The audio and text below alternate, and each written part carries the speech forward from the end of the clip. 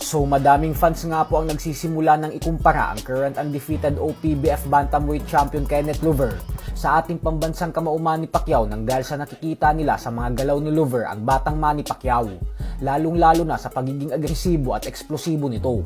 Maging ang dating conditioning coach ni Pacquiao na si Alex Arniza na siyang nagsisilbing conditioning coach naman ni Louver ngayon ay hindi din maiwasan na ikumpara ang dalawa, kung saan sinabi ni Arniza na yung sipag umano at determinasyon ni Louver sa pag-eensayo ay katulad rin sa ating pambansang kamao.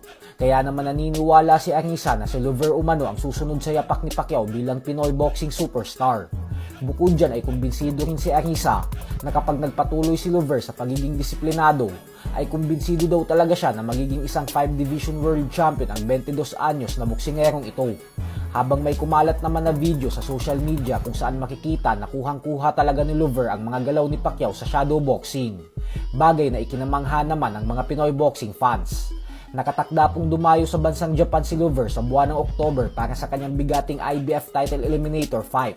Kaya mahalaga po talaga na maipanalo niya ito upang mapalapit siya sa isang world title fight.